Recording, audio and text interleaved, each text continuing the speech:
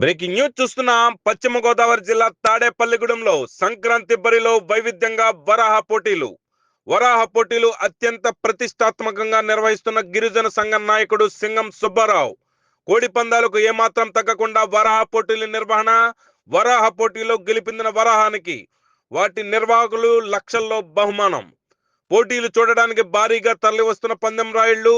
సంక్రాంతి బరిలో కోడి పందాల పోటీగా వరాహం పోటీలు నిర్వహించడంపై సర్వత్రా ఆసక్తి. సంక్రాంతి పండుగ అంటే కోడి పందాలకు పెట్టింది పేరైన పశ్చిమలో వైవిధ్యంగా పందుల పందాలు నిర్వహించిన గిరిజన సంఘాల నేతలు. పండుగ 3 రోజులు హోరాహోరీగా జరిగే కోడి పందాలకు ధీటుగా వరాహాలు బరిలో కుమ్మేసుకుంటున్నాయి. గిరిజన సంప్రదాయ ప్రకారం ఈ వరాహ పోటీలు నిర్వహిస్తున్నామన్న గిరిజన సంఘం అధ్యక్షుడు మాజీ కౌన్సిలర్ సింగం సుబ్బారావు ఈ పోటీలను తిలకించేందుకు రాష్ట్ర వ్యాప్తంగా వివిధ ప్రాంతాల నుంచి తరలివచ్చిన పందెం రాయుళ్లు ఈ వరాహ పోటీలను జాతీయ క్రీడగా గుర్తించాలంటూ గిరిజన నేతల నుంచి డిమాండ్ వ్యక్తమవుతోంది.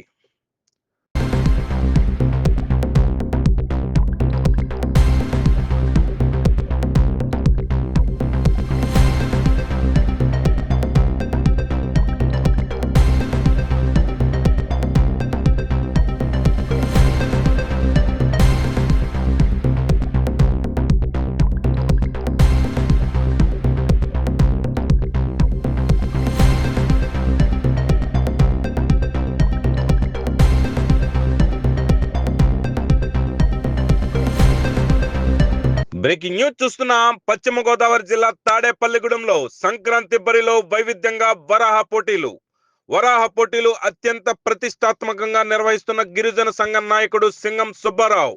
కోడి పందాలకు ఏమాత్రం తగ్గకుండా వరాహ పోటీల నిర్వహణ. వరాహ పోటీలో గెలిపిందిన వరాహానికి వాటి నిర్వాహకులు లక్షల్లో బహుమానం. పోటీలు చూడడానికి భారీగా తరలివస్తున్న పందెం రాయుళ్లు. సంక్రాంతి బరిలో కోడి పందాల పోటీగా వరాహం పోటీలు నిర్వహించడంపై సర్వత్రా ఆసక్తి.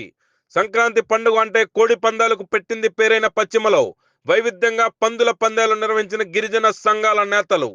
పండుగ 3 రోజులు హోరాహోరీగా జరిగే కోడి పందాలకు ధీటుగా వరాహాలు బరిలో కుమ్మేసుకుంటున్నాయి. గిరిజన సంప్రదాయ ప్రకారం ఈ వరాహ పోటీలు నిర్వహిస్తున్నామన్న గిరిజన సంఘం అధ్యక్షుడు మాజీ కౌన్సిలర్ సింగం సుబ్బారావు ఈ పోటీలను తిలకించేందుకు రాష్ట్ర వ్యాప్తంగా వివిధ ప్రాంతాల నుంచి తరలివచ్చిన పందెం రాయుళ్లు ఈ వరాహ పోటీలను జాతీయ క్రీడగా గుర్తించాలంటూ గిరిజన నేతల నుంచి డిమాండ్ వ్యక్తమవుతోంది.